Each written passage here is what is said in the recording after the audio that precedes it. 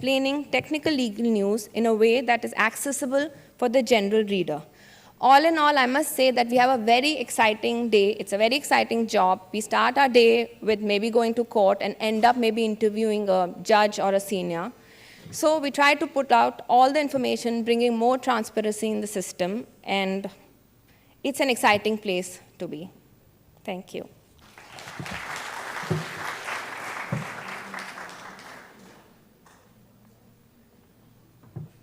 Thank you, ma'am, for telling us how lucrative a career in legal journalism would be. The floor is now open for questions. So I invite the students to ask questions, but be very crisp and also not indulge in cross-questioning.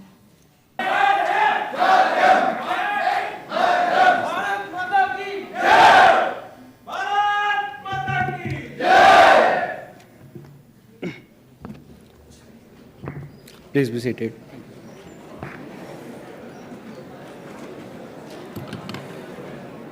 For our final session of Law Summit, we are blessed to have amongst us Sri Subramaniam Swamiji, Sri Ashish Chauhan, and Mr. Shivam Raghuvanshi.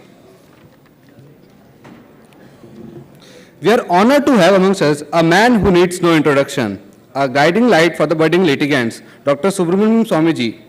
Dr. Swami is an Indian economist, statistician, politician who serves as a member of Parliament of Rajya Sabha. Dr. Swami was born in Mylapore, Chennai in Tamil Nadu on 15 September 1939. Dr. Swami completed his Masters in Mathematics from University of Delhi and then went on to do PhD from Harvard University. He has served as a member of Planning Commission of India and was a cabinet minister in the Chandrasekhar government. Dr. Swamiji was one of the founding members of the Janata Party and served as party's president since its inception till 2013, when it got merged with Bharatiya Janata Party. Dr. Swami was elected to the Lok Sabha 5 times between 1974 to 1999. Sir has authored 22 books. His latest book is Reset, which means Regaining India's Economic Legacy. Thank you for giving your precious time to us, sir.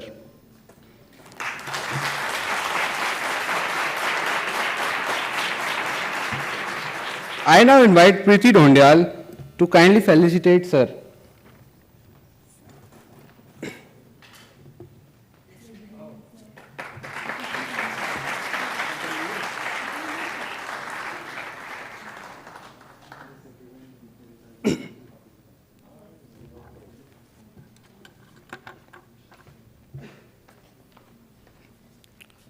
We are glad to have amongst us Shri Ashish Chauhan, National General Secretary, Akhil Bharatiya Vidyarthi Parishad. He was also the National Convener of Think India till 2017. He is also co-founder and Secretary General of India-China Youth Dialogue. Sir is a fellow legislative fellows. Sir is a fellow of Legislative Fellow Program 2016 by United States Department of State. He has also given seminars on youth leadership to various student organizations of Russia, Singapore, China, and United States. Sir holds a bachelor degree in science and master's in business administration from Himachal Pradesh University. We are privileged to have you here, sir. I now request Satakshi Sharma to kindly felicitate sir.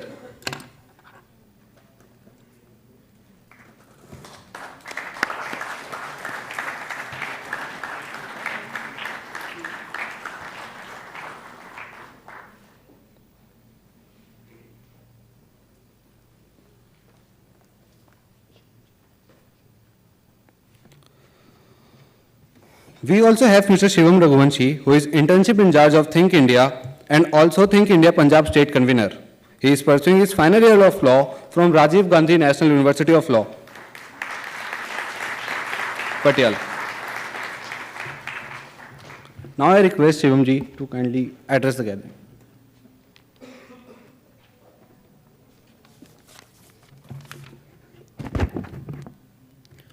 Respected Dr. Swami, Ashish Chauhan ji, Ganesh Turerao ji,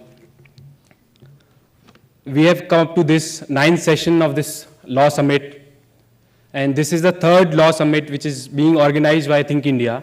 First was organized in the year 2012, then in 2016, and this is our third summit, Think India Law Summit 2019. Think India not only organizes such events, seminars at the national level, event seminars, we also work at the campus level. We have a team in almost every premier law institutes, all national law universities.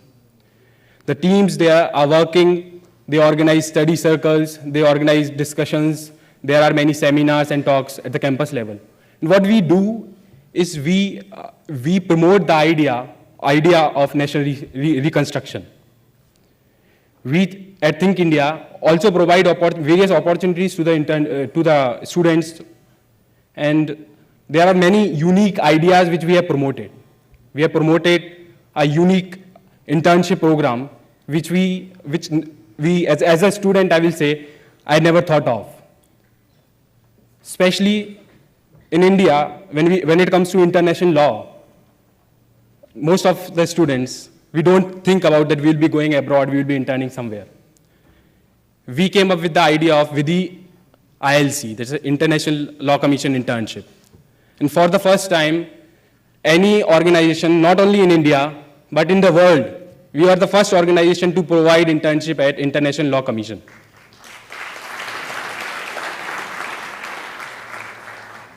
As a law student, I also feel that we are very much connected to policy making. We came up with the idea of Sansadiya internship. There are many other 6 months or a year internship programs which are going on.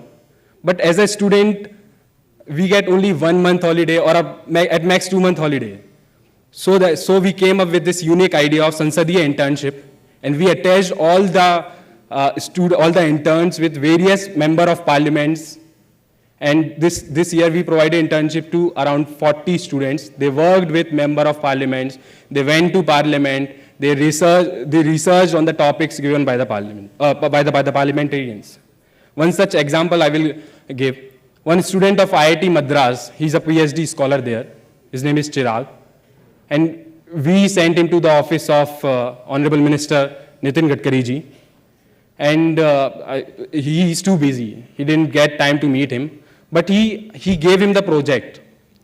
And that project was accepted by Mr. Gadkari. And he was invited by him to his constituency and to do work on that particular project.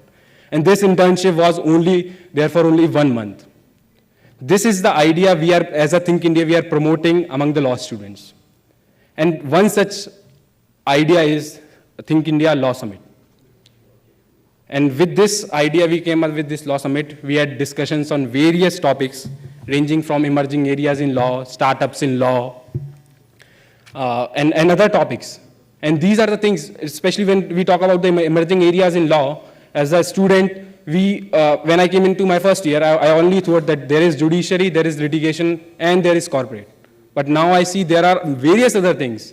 There is startups, and we have our example in last session also, Pranjal sir addressed us all. So as a Think India, we are coming up as a bridge between the student and the opportunities, and we are providing various opportunities, and maximum students got the benefit of these opportunities. In this 2-day workshop, two-day summit, we also inaugurated first Professor Madhav Menon Memorial Lecture. As all of you know about the Professor Madhav Menon. And the topic of this year's, this first lecture was India, that is Bharat. And we invited Ram Madhav ji to come and deliver the lecture on India, that is Bharat. And this Professor Madhav Menon Memorial Lecture will not only be provided on such national level seminars, we will be organizing such lectures in all national law universities and all premier law institutes across the country and on yearly basis. And we also had paper presentations on different topics like NRC, right to health, insolvency and bankruptcy code, arbitration, artificial intelligence, etc. And we received around 176 applications. and out of which we selected 20 people for the presentation, paper presentation. And yesterday we had one session, today morning we had one other session. And now I'm going to announce the 5 winners who got, whose paper got selected, and we will be publishing them. The first prize winner is, and I will request Dr. Swami and Ashish ji to please facilitate these are the winners. And our first winner is Tathagat Sharma and Rachit Agrawal. Both of them belong to National Law University, Assam, and their topic was NRC Concordium. Please come to the stage.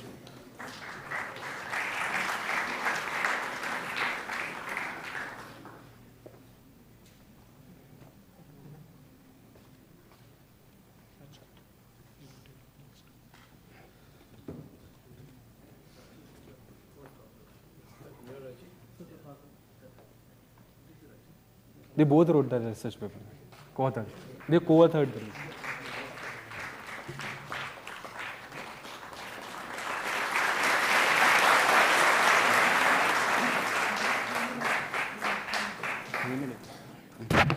And the runner-up was Amrita Soni. Amrita Soni, she is from Hidayatullah National Law University, and her topic was Blurred Idea of PAN NRC.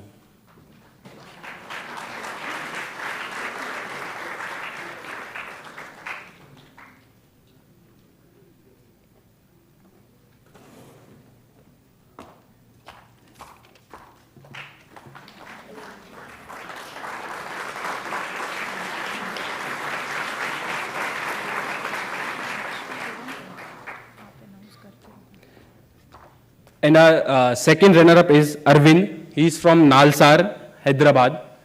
And his topic is IPR and Artificial Intelligence.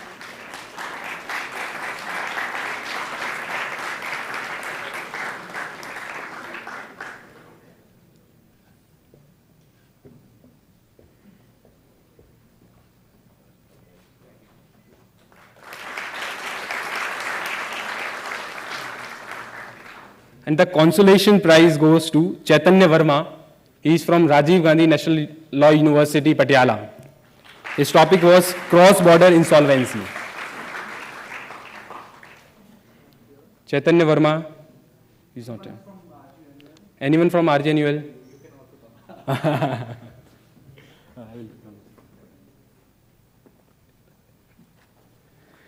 And our next consolation prize goes to Kriti Mishra. She is from IIT Kharagpur. Her topic was artificial intelligence.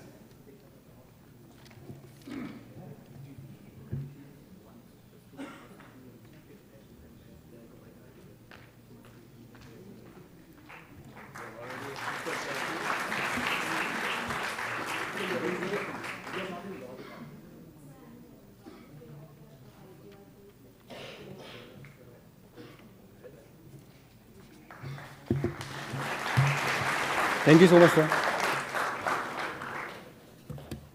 This is the valedictory session, and I want to request you all, as we are a very democratic organization and very liberal organization, and we expect you to give us some suggestion how we can improve, and we will be working on them. And thank you so much for coming, and thank you everyone.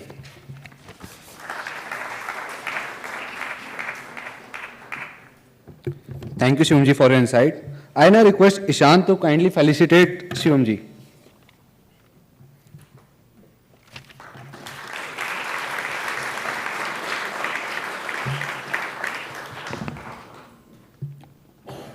Now I would request Shri Ashish Chauhan to come and address the gathering, please.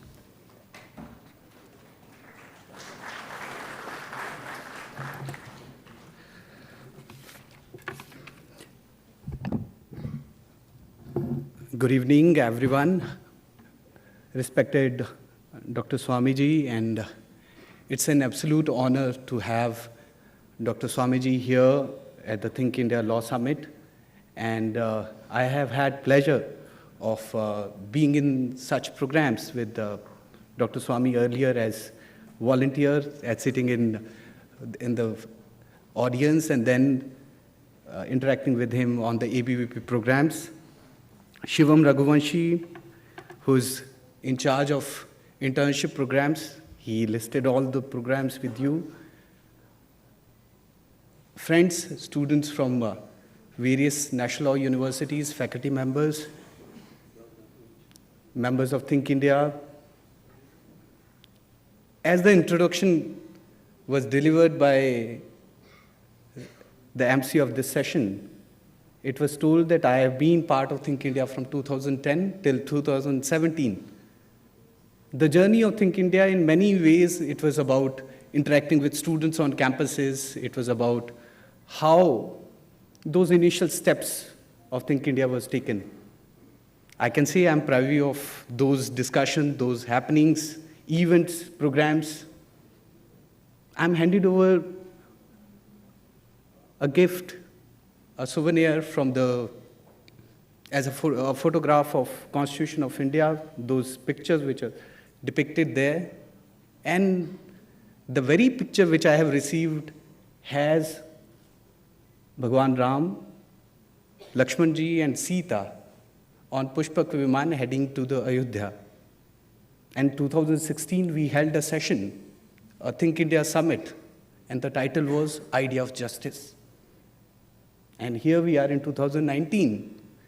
And this would be the very topic of discussion in coming month, that how the idea of justice will be delivered to the God himself. That whether that discussion, that whole debate, whichever direction it goes, it will settle the idea, that idea of justice, even for the God himself. My dear friends, in 2012, when we hosted our first Think India convention, there were a program of Think India Summit, which came up in Bhopal, the first law summit. We took a very simple theme. It was whether law is a fulcrum of change. I asked few students, I asked few of the organization people. They said, "Ye law fulcrum of change kaise ho sakta? How can you assert so much of authority to law itself?" Then we said, we are putting a question mark there. This very year, on 5th of August, there is one small change which has been done in law. One small change. And each and every debate which is happening from that very day, it is speaking about how law can be the fulcrum of change. कैसे बदलाव के लिए केवल एक law को amend करने की जरूरत थी, उसको एब्रिगेट करने की जरूरत थी, क्योंकि for 70 years that very insertion which was planted in our constitution as addendum बाहर से ऐड किया गया, उससे सोसाइटी के अंदर क्या चेंज आ गया था, क्या वहां ऑपरेशन हो रहे थे, ह्यूमन राइट्स का कोई ठिकाना नहीं था, वहां के अपने चीफ मिनिस्टर, उनको और उनकी बहन के राइट्स, उसमें भी डिफरेंस था। ऐसे छोटी छोटी बातों से लेकर के की इश्यूज, ह्यूमैनिटेरियन कंसर्न्स वहां पर थे, उसके बारे में कोई बात नहीं करना चाहता था, कोई ह्यूमन राइट ऑर्गेनाइजेशन नहीं लिखना चाहती थी। 5 अगस्त के बाद जब वो चेंज होता है तो आज पूरी दुनिया में लीडिंग ऑर्गेनाइजेशन, लीडिंग इंस्टीट्यूशंस उसके ऊपर कमेंट कर रहे हैं, कंट्रीज बाहर आकर के उसके सपोर्ट में खड़ी हो रही हैं, उसके विरोध करने के लिए, भारत के विरोध करने के लिए खड़ी हो रही हैं। दोस्तों, मुझे लगता है कि थिंक इंडिया जो पहले डिबेट खड़ा किया 2012 में, the topic we took, it is becoming relevant in 2019. Your journey has been wonderful in terms of national law universities. You have reached out to a level where each and every national law university students wants to work with Think India. They want to come be a part of Vidhi internship. They want to be part of Vidhi ILC. They want to be part of Niti internship. They want to be part of Sansadi internship. They want to be part of the annual landmark judgments of that very year, which happens in very first week of January. कोई और organisation हमने सुना है कि first week of January में आप पूरे साल के टॉप नॉच केसेस को यहां NMML के अंदर आप डिस्कशन करने के लिए आते हो? There have been 2 such programs and the very next program will be in the first week of 2020. And all of this has been done by youngsters like you who are right now studying in National Law University. I must congratulate you guys that the journey which has started for National Law Universities in 2012 and for Think India in 2007 in many ways, and 2010, you have changed, you have taken it to a newer heights, and each and every Think India member, each and every NLU member of Think India is to be congratulated for that one. Doston, this journey has actually started in Bengaluru, where ABVP Karyakartas, along with IISc student, National Law University, NLS student, IIM Bangalore student, first thought of a Think India as an idea, as a concept. And they were the first people who went out in 5 or 4 states of South India at that time, and now 5, hosted program in these campuses. That's how the Think India idea came up. Obviously, it has stakes of ABVP, but it has stakes of these premier national institute which you represent. And today, as National General Secretary of organization, I can tell you that you are doing wonderful work in terms of reaching out to these premier institute, creating a debate in those campuses. We have seen situation outside these premier national institutes, in state universities, in central universities. I visit almost like all state universities, central universities have to respond to the issues which are coming in student union elections, which are coming in media debates. Obviously, that is also a part and parcel of Akhil Bharatiya Vidyarthi Parishad. We do take part in student union elections. In most of those states, we win. Yes, there is a debate about JNU. We are still there.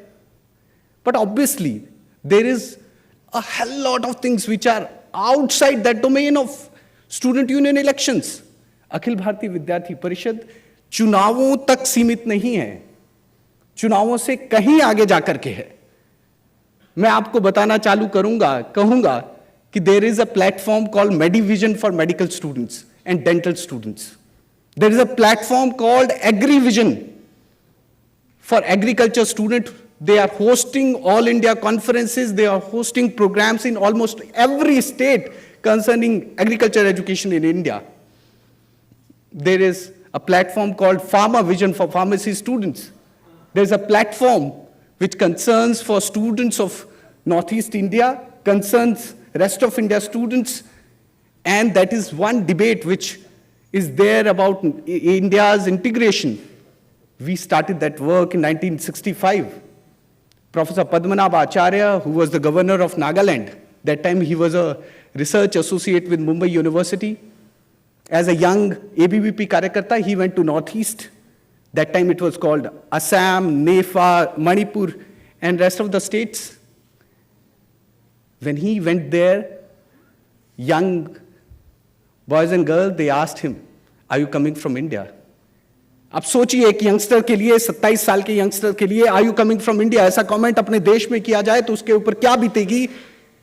प्रश्न ये था कि उस समय पूरे देश की, दिल्ली के अंदर बैठी हुई एडमिनिस्ट्रेशन नॉर्थ ईस्ट के अंदर ना वो रोड बनाना चाहती थी, ना वो कम्युनिकेशन नेटवर्क करना चाहती थी, ना वो कुछ वहां पर डेवलपमेंट करना चाहती थी. उनके लिए एजेंडा था कि do not touch north east area, उनको वैसे ही रहने दीजिए, अनटच ट्राइब्स. पर अखिल भारतीय विद्यार्थी परिषद का वो मोटिव नहीं था. विद्यार्थी परिषद गई, विद्यार्थी परिषद ने संवाद करना प्रारंभ किया और हमने 1965 में student experience in inter state living इस इनिशिएटिव को शुरू किया. 30 स्टूडेंट्स पूरे नॉर्थ ईस्ट से आकर के मुंबई के अंदर रहे.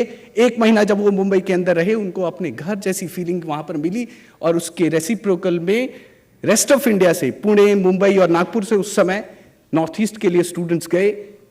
मैं जिस समय आज आपसे बात कर रहा हूं, इसी समय गुवाहाटी के अंदर 60 स्टूडेंट रेस्ट ऑफ इंडिया से, यानी नॉर्थ ईस्ट को छोड़ करके वहां पर 1 दिन का ओरिएंटेशन प्रोग्राम अभी कर रहे हैं. और इस ओरिएंटेशन प्रोग्राम के बाद 15 दिन के लिए ये 60 स्टूडेंट रेस्ट ऑफ 6 स्टेट्स हैं, गुवाहाटी से निकल करके ये नॉर्थ ईस्ट के अंदर सील स्टडी प्रोग्राम के लिए जा रहे हैं.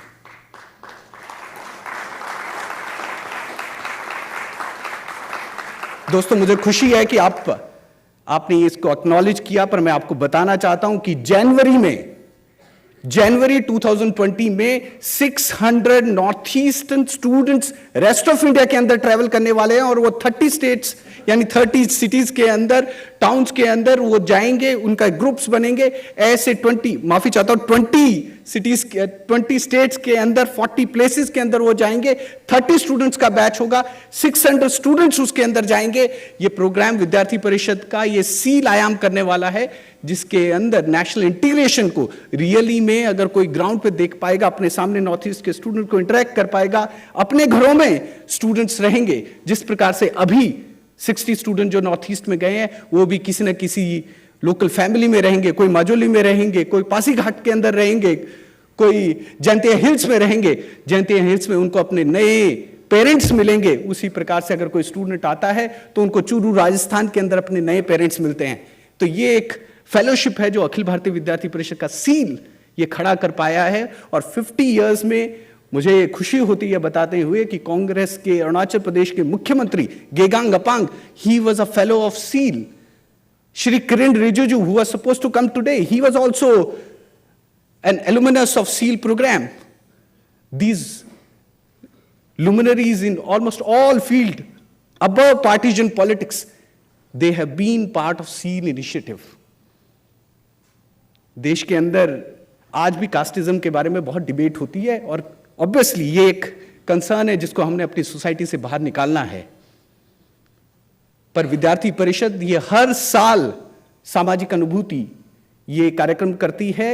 गांव देहात में जाकर के शहरों के स्टूडेंट्स को लेकर के जाती है, और गांव में जहां आज भी जात पात है उस गांव में ले जाकर उनको एक रियलिटी का दर्शन करवाती, रियलिटी के सामने लाती हैं। और स्टूडेंट जिन्होंने आज दिन तक अपने क्लासरूम्स में, अपने दोस्तों के साथ, अपने प्लेग्राउंड में कभी कास्टिज्म को ऑब्जर्व नहीं किया है, वो सोसाइटी की एक रियलिटी देख पाते हैं, उनकी आईज ओपन होती है इंडियन सोसाइटी की तरफ, और वो सॉल्यूशन के लिए काम करते हैं। ऐसा ओरिएंटेशन अखिल भारतीय विद्यार्थी परिषद खड़ा करती है। शायद लोग ऑब्जेक्ट करेंगे, आर्टिकल्स लिखेंगे, कई बिंदु आपके सामने रखेंगे, परंतु 1977 के अंदर जब मराठवाड़ा विश्वविद्यालय, मराठवाड़ा ये औरंगाबाद जो महाराष्ट्र का एक सिटी है, उस सिटी के अंदर मराठवाड़ा विश्वविद्यालय यूनिवर्सिटी है, उसका नाम बदल करके डॉक्टर बाबा साहब आंबेडकर मराठवाड़ा विश्वविद्यालय करने के लिए जब इनिशिएटिव लिया गया था, तो उस समय कास्ट वायलेंसेस, राइट्स वहां पर हुए। सभी ऑर्गेनाइजेशन पीछे हट गई, उस समय की कांग्रेस सरकार वो पीछे हट गई, उस समय की सरकारें पीछे हट गई, वो इनिशिएटिव लेने के लिए खड़ी नहीं हुई। विद्यार्थी परिषद ने 1.5 दशक तक, 15 इयर्स तक लगातार काम किया, और फिर 1992 में जाकर के जब शरद पवार मुख्यमंत्री थे, तो उन्होंने विद्यार्थी परिषद को फोन किया, क्योंकि विद्यार्थी परिषद के ही कार्यक्रम पूरे मराठवाड़ा क्षेत्र के अंदर चले थे, और विद्यार्थी परिषद ने कहा, now it is the time that you can very well change the name and there won't be any rights, because we have devoted 15 years of organization time working with students, working with karyakartas on ground, and each and every youngster who was there in Marathwada region, they have fought within their families, they have spoken up, they have stood for the very ideas Dr. Ambedkar ji exhibited. आप सोचिए किसी एक youngster के लिए जो वहां की जाति पाति का भाव वहां पर इतना ज्यादा था, वो स्टूडेंट तथाकथित तौर पे स्वर्ण समाज में आता था। जब डॉक्टर आंबेडकर जी की प्रतिमा चित्र लेकर के अपने घर में गया, घर में उसने अपने दीवार पे लगाई, तो पेरेंट्स ने कहा कि ये चित्र यहां नहीं लगेगा। तो स्टूडेंट ने कहा, अगर ये चित्र यहां नहीं लगेगा और चित्र घर से बाहर निकाला जाएगा तो मैं भी घर से बाहर निकल जाऊंगा। स्टूडेंट्स ने वो फाइट, कार्यकर्ताओं ने वो फाइट अपने घर तक, अपने पर्सनल लेवल पे लड़ी है, और वहां से वो चेंज हो करके वास्तव में सोसाइटी के अंदर बदलाव आया है। ऐसी फाइट करने का काम, ऐसी सोसाइटल चेंज करने का काम अखिल भारतीय विद्यार्थी परिषद ने किया है, और आज भी हमारे इनिशिएटिव, हमारे कार्यक्रम, हमारे प्रोग्राम वो इसको एग्जिबिट करते हैं कि सोशल चेंज के लिए अगर कोई तैयारी कर रहा है और सोसाइटी के अंदर बदलाव लाने का काम कर रहा है, वो अखिल भारतीय विद्यार्थी परिषद है। दोस्तों, जितनी भी देश को तोड़ने के नारे लगे, डिबेट हुई, चर्चाएं हुई, फ्रीडम ऑफ एक्सप्रेशन को कर्टेल करने की बात हुई, आप एक विषय को चर्चा करने के लिए यूनिवर्सिटी में जाना चाह रहे हो, आप मिनिस्टर ऑफ स्टेट हो, आपको रोका जाता है, 6 घंटे तक आपको बंदी बनाया जाता है, गवर्नर आपको बचाने के लिए आते हैं। ये सारी घटनाओं में अगर कोई एक इंस्टीट्यूशन रिसीविंग एंड पर होता है और उसके लिए फाइट करने के लिए खड़ा होता है, तो वो अखिल भारतीय विद्यार्थी परिषद है। 9 फरवरी जेएनयू के अंदर जब देश को तोड़ने के नारे लगे, तो पूरे देश भर के अंदर उसको डिबेट के माध्यम से खड़ा करने वाला वो ये ऑर्गेनाइजेशन अखिल भारतीय विद्यार्थी परिषद थी।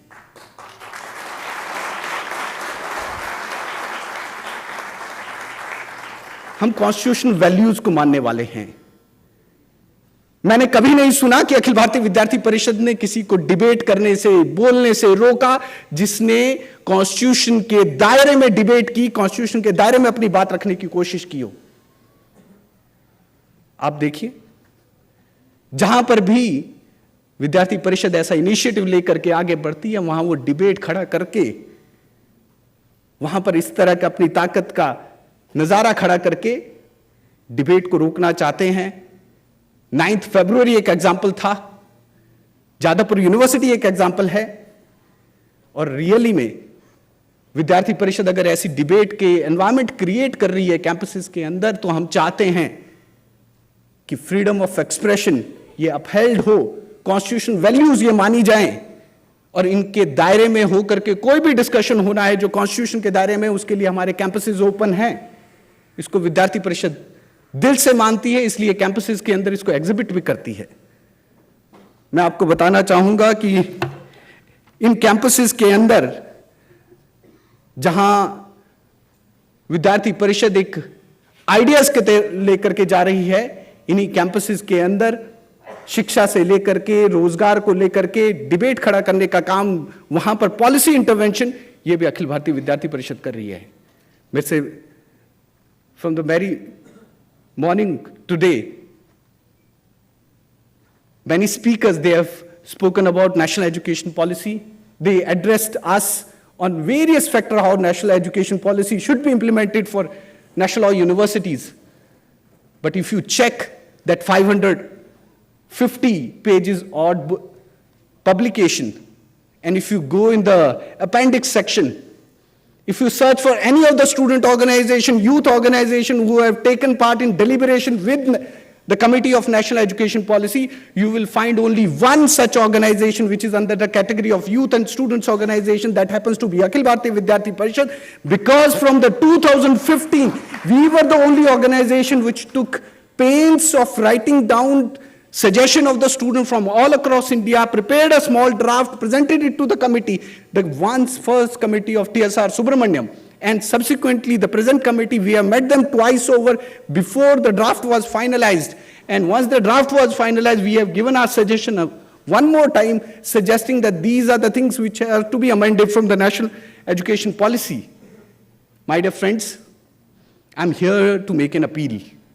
Obviously, you might have numerous interests. You might be interested in litigation, you might be interested in corporate law, you might be interested in going for these internship and Sansadhiya programs or Niti internship or Vidhi internships. But end of the day, whatever we are creating in our campuses, it has to be an open environment, just like Vikramjit Banerjee sir said, that that environment should create atmosphere of discussion, debate, and I would like to encourage you, invite you to invite scholars, artists, resource persons from each and every ideology and present them the full picture within the framework of Constitution which we believe in. And that's how we can actually shape, change the face of the legal education in India and our academic campuses, which will be becoming far more vibrant, far more open enough for a vibrant and democratic India. My dear friends, I thank you again for inviting me, and obviously it's a homecoming for me to come here and speak, and thank you so much, and congratulations again for this wonderful conference. Thank you so much.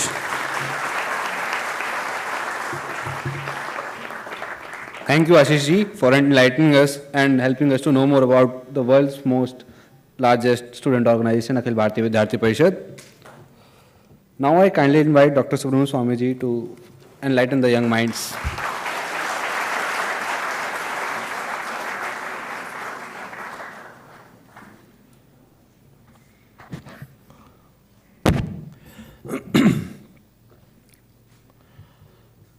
विद्यार्थी परिषद National General Secretary, Mr. Chavan, Mr. Raghuvanshi,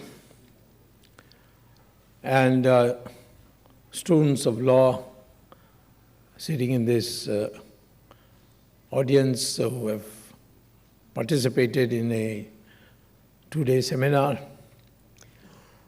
Law is, in my opinion, the cement of a civilized society, what keeps a society together. Without a law and law-abiding citizens, a society can become savage, and that society will not last long. The secret of India lasting for so many centuries, the UNESCO recently had listed all civilizations that were born in this world, and they collected 45 such civilizations. But to their surprise, they found that the only one civilization which survived, all the others, 44, vanished. The surviving civilization was the civilization of India. And the question was why? Whether it was Mesopotamia, whether it was Babylon, whether it was Pharaoh's Egypt, whether it was the Zoroastrians, Iran, all disappeared. But what we call today as Hindu ancestry, Hindu culture, that is the one thing that has survived all through these centuries. And even today, it is predominantly of Hindus, this country. And, but we have given ourselves a constitution. And in that constitution, we have laid down how we are going to view the progress of society and what is permitted and what is not permitted. Today, the courts in India are largely are using English. Some people get upset that English is a language of the Britishers who are colonialists, imperialists, why we are continuing it. Well, we need one common language, which not everybody must speak, but it should be spoken as a link language between states. So bureaucrats must know that language, courts must know that language, a common language. You can have people speaking in Tamil Nadu in Tamil, and in Kannada, in Karnataka, Kannada, in Punjab, Punjabi, all that.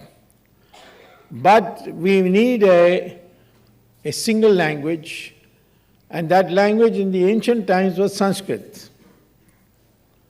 But after the British came and Macaulay made it a rule to break up, he said Sanskrit books should be burnt and we should ensure that English takes its place.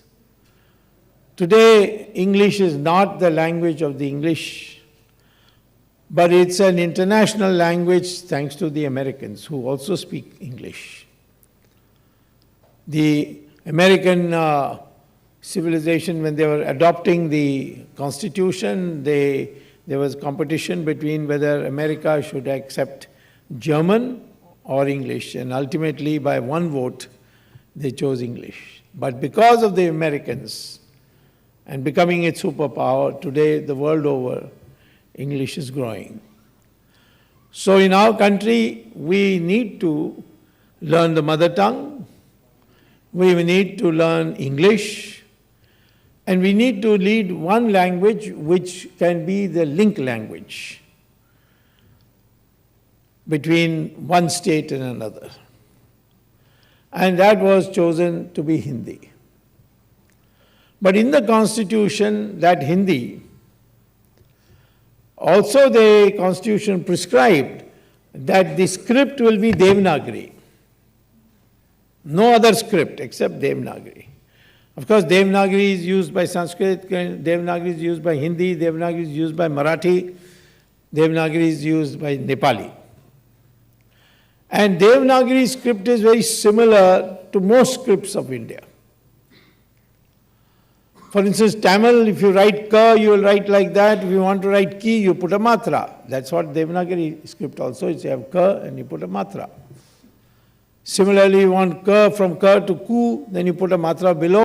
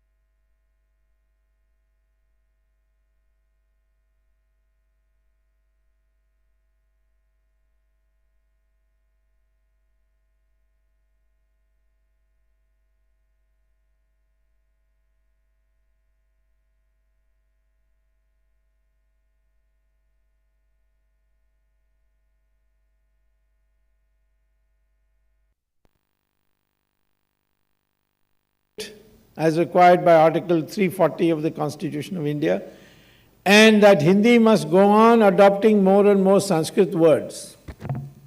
And that is also in the Constitution, Article 351, that Hindi shall draw from the vocabulary of Sanskrit.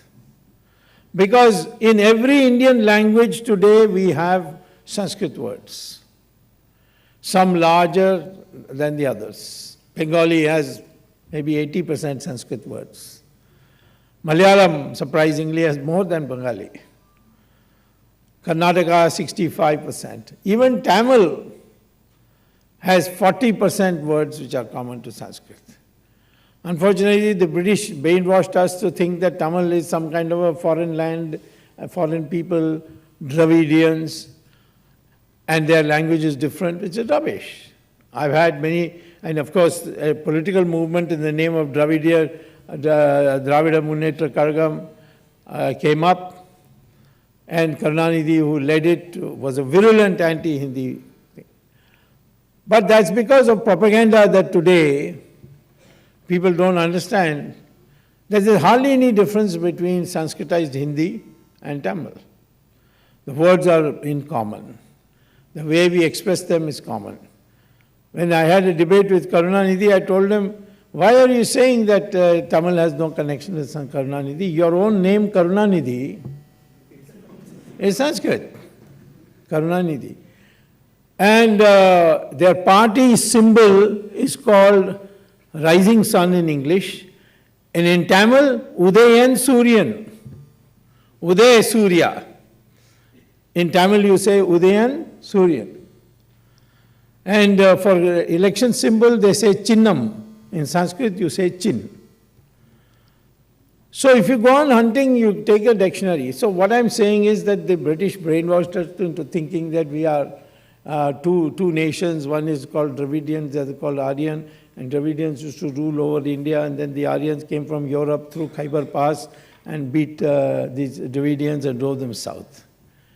Now that has been exploded because of the DNA analysis of India. The only true way to judge a race is not by skin color or your height, but by only one measure, that is called DNA. And the recent studies, which have been published all over the world in genetic journals, is that all Indians have the same DNA. We are one people, whether we are in the north, south, east or west.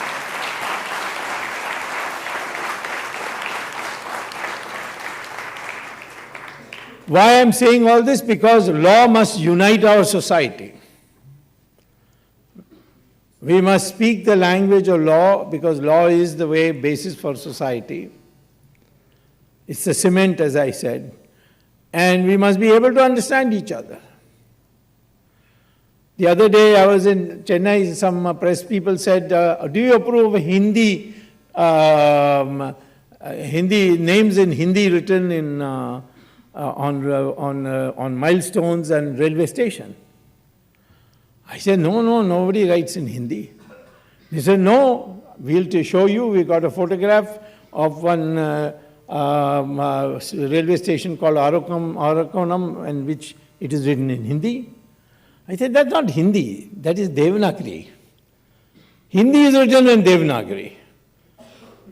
So is Sanskrit. If I were to write in Sanskrit also, I write the same way. So that is the script. You have to make people understand.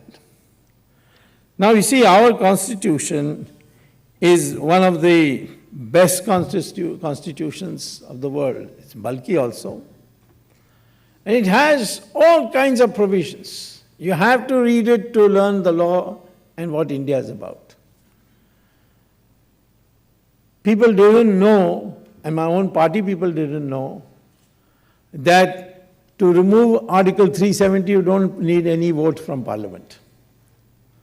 For a long time, people used to say BJP doesn't have majority, in two-thirds majority in Rajya Sabha, so it can never pass to remove 370. You'll be surprised, it is I'm not a lawyer. I prefer to be an economist. When I became professor at Harvard, I had a lot of spare time, so I went to Harvard Law School, learned law. But I liked law so much that I got scared that I might give up economics and go to law. So I told my wife, you be a lawyer, I'll be an economist.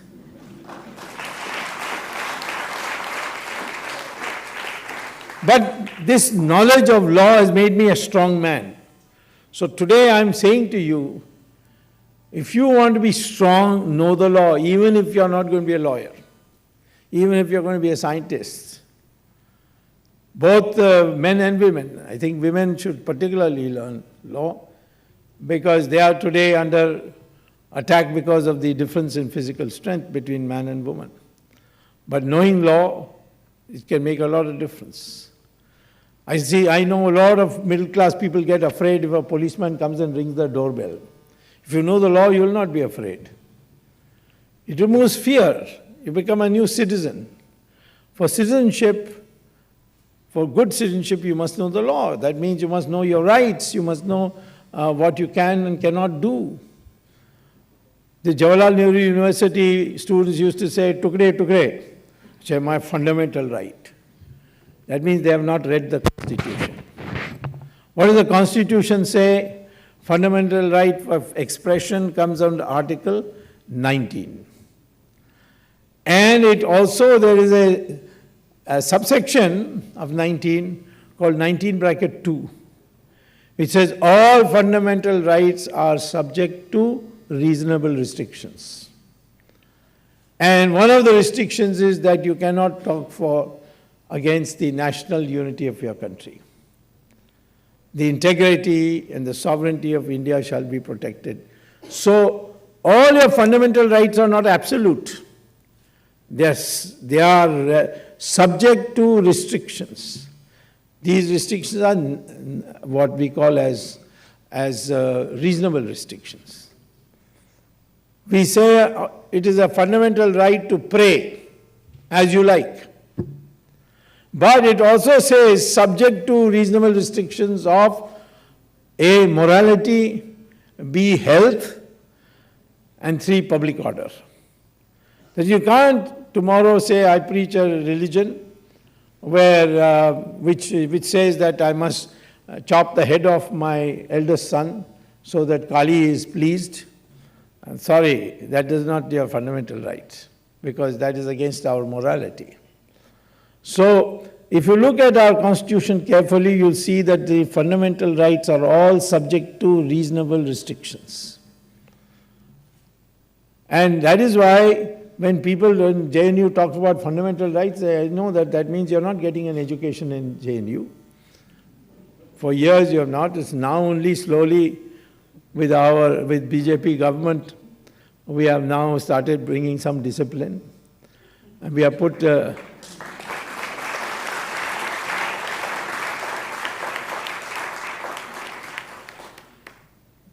we shall never have a law which says that you can break India into pieces. You cannot have a law even to cut a piece of India out. Article 1 of the Constitution says India is an integral unity. Not a piece of India can. You can add, tomorrow if you want to add Pakistan, you can.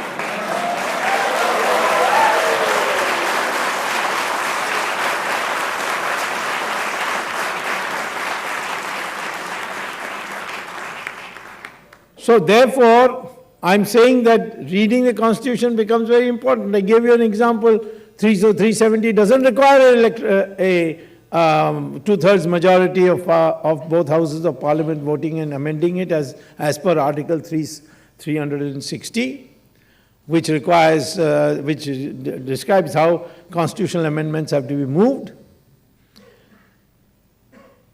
But an exception was made for Article 370. It has got nothing to do with 371. 371 is for saying you can't buy forest property because the Adivasis will be affected. There's nothing to do with citizenship. There's no two constitutions. In 371, there's no second constitution. In Kashmir, we had one constitution, and in New Delhi, we had another constitution.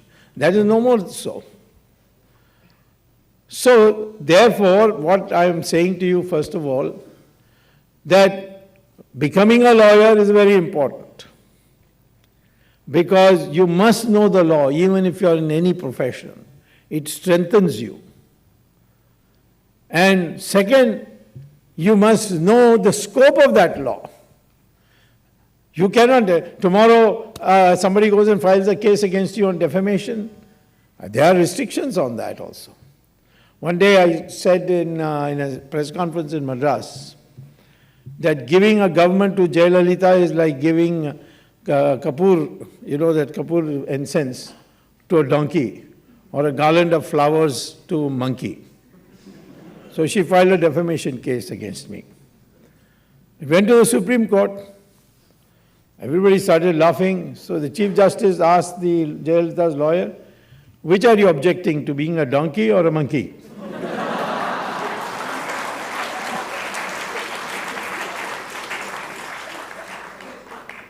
It's a saying that a monkey, if you give a garland, you'll put it in pieces. A donkey doesn't know this, the scent and this aroma of Kapoor. So, but use the power of the state to file a defamation case. I have never lost a defamation case in my life because I've read.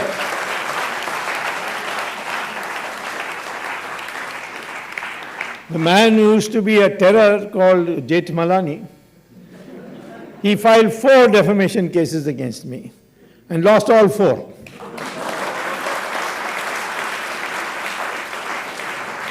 Because I read the law, and this fine print of what it is subject to is very, very important.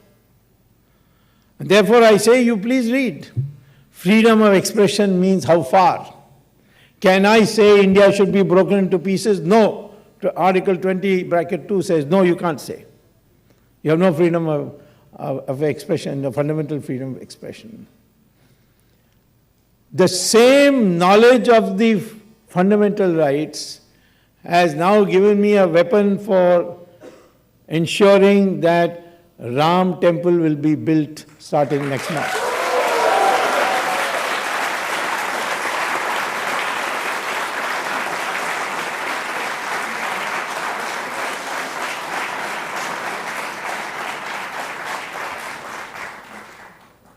How? Because so far, before I came on the scene, which was in 2017, at the request of Sri Ashok Singhal, the two parties which were fighting was one was the Hindu, what they called as the Hindu party, which said there was a temple there before, and Babur came and knocked it down and built a masjid. So therefore, it's my right of property, to get back that property. It was illegally demolished.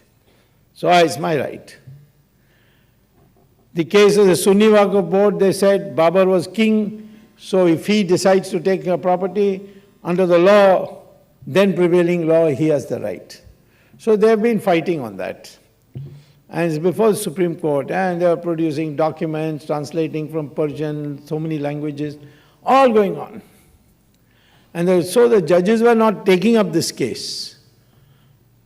So I entered in with a writ petition, saying that these people are fighting for property. I am not here for property. I am here because my faith tells me that Ram was born at a particular spot in Ayodhya. And there stood a masjid. And therefore, my fundamental right to pray is superior to the ordinary right to property which the Sunni Waqf Board is asking.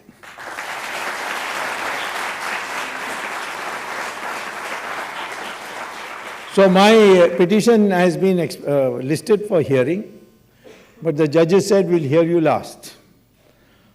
I said, why last? He said, we hear you first, then we won't need to hear the other people. Because there's nothing left.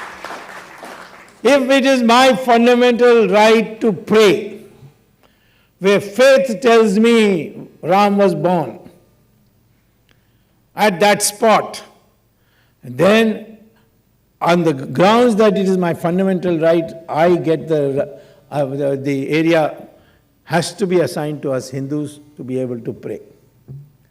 How do you know where Ram was born? That's faith. And what is faith? It is there in the Constitution in the preamble. It says liberty and faith are part of the basic structure. They are the foundations of the Constitution. Is it like that in other countries? Yes. For instance, how do we know that Christ was born in Bethlehem? There's a place in Bethlehem in Israel where they say Christ was born there. Now, what is the proof? The proof is that 400 years after Christ was crucified, 400 years after, the king of Rome, his mother-in-law had a dream that she went to Bethlehem and God showed her the spot where Christ was born. And the entire Christian community has accepted that. And if anyone questions it, they say it's faith. And if you go to the criminal law and Article C, Article 295, it says that if you demolish something where people had faith in, then the courts have to prosecute that person, not go into the question whether it's genuine faith, fake faith, and so on. In Tamil Nadu, the British promoted a person called E.V. Ramaswamy Naikar, popularly called Periyar. Periyar means big man. Peri means big. Yar is a way of saying sir. So he one day, and he was an atheist. So one day he went to a shop and he saw Ganesha there because Ganesh Utsava was coming. So he bought it. And then he held a public meeting in the evening and he took the Ganesha in his hand and threw it down and it broke into pieces. So he says, "This is your Ganesha. I have bought it and thrown it in the ground and it broke into pieces. Nobody can do anything to me." So somebody filed a case which went to the Supreme Court. And this is something worth reading. 1958 Supreme Court. Veerbhadra versus E.V. Ramaswamy Nayakar. Where the Supreme Court says, and what was the argument E.V. Ramaswamy Nayakar's lawyers gave? He paid for it. He bought it. It became his property. And therefore, he can break it if he wants. Supreme Court ruled, when so many people have faith that this image of Ganapati is sacred for them, and he has faith in it, no one has a right to break it and say that it is right to do so. You don't have any fundamental right to break the idol of any religion.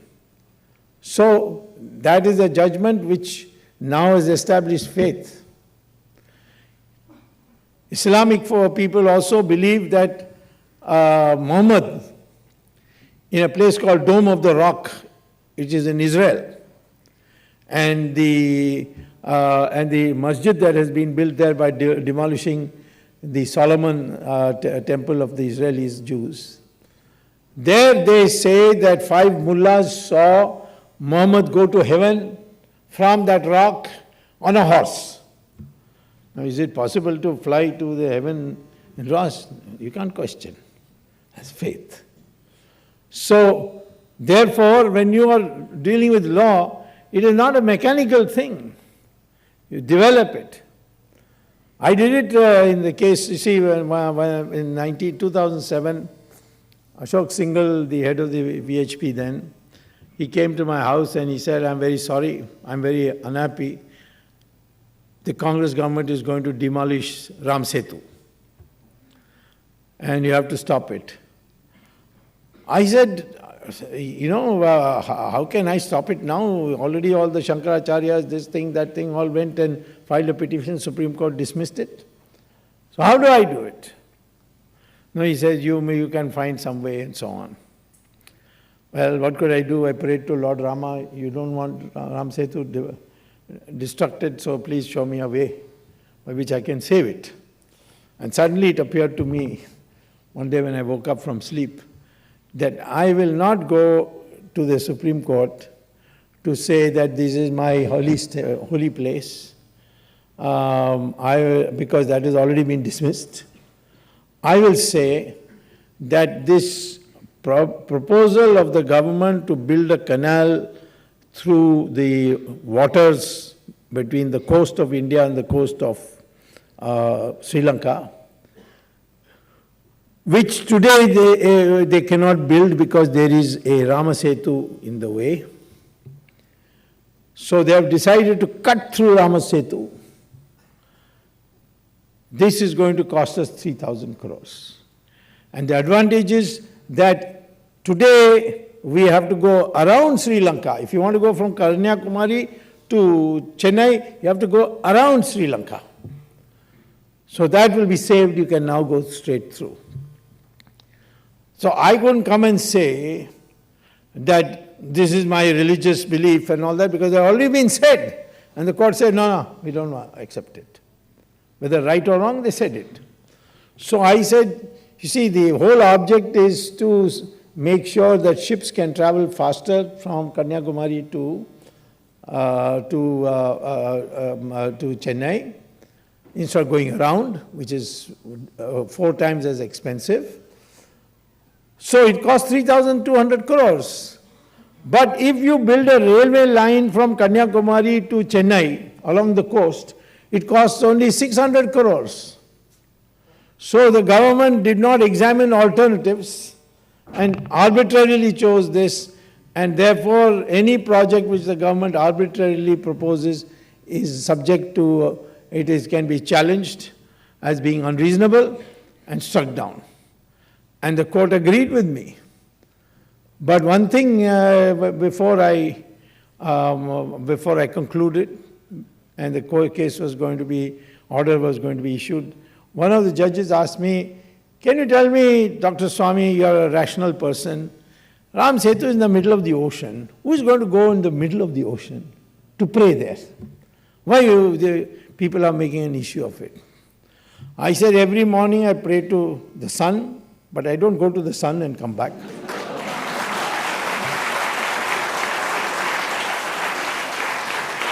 So,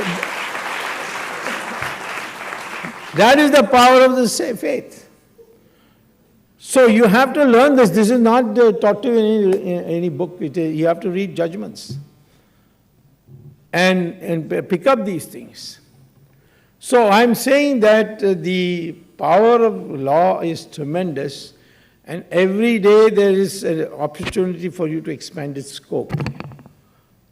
And learning law would mean that you give it prestige. When I hear that a judge has taken money, I feel bad because it debases law. I would say 90% of our judges are honest, and we get very good judgments, and I have great respect for them. But at the same time, I would say that we should also, at the stage that you are in as students, take a vow that I will never do anything unethical.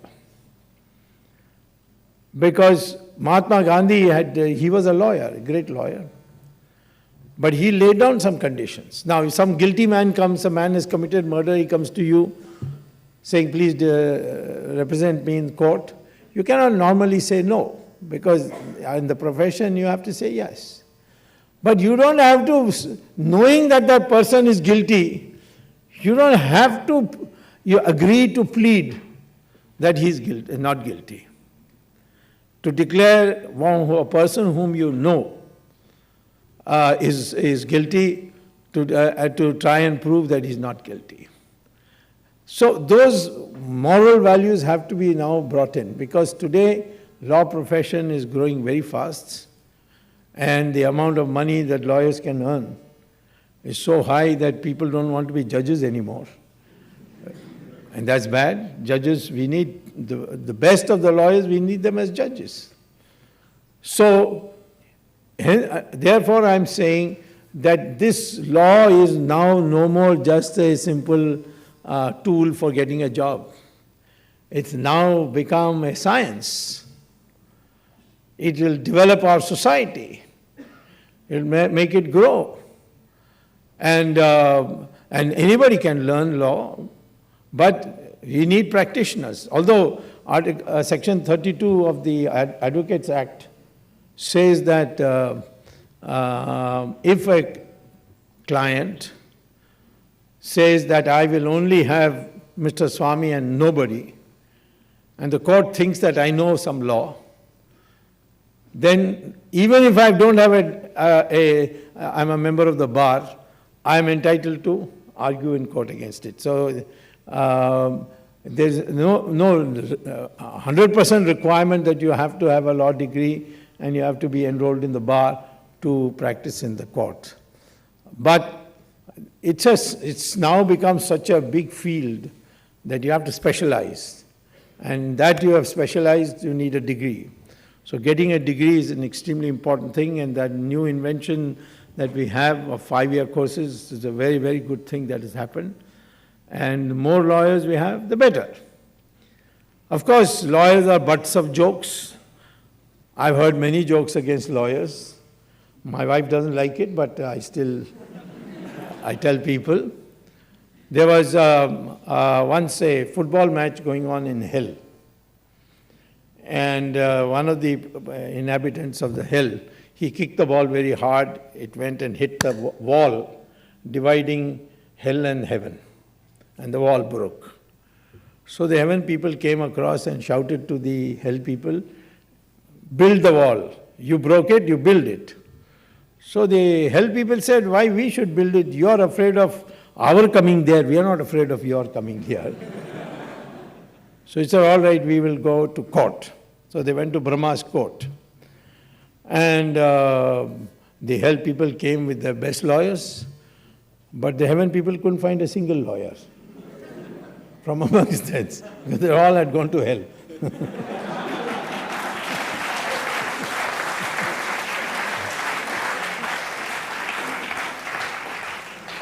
The other joke I heard was that this was a true joke, it was told to me by a doctor. He had gone with a lawyer friend to a party, and several ladies came to seeing the doctor. My arm is hurting, what shall I take? I get migraine, which tablet I should take? All asking questions, taking advantage of the party. So the doctor turned to his lawyer friend and said, see, this is big harassment. How do I avoid it? It's almost not worth coming to a party. He says, what you should do is, since you know them, next day you send them a bill for medical advice.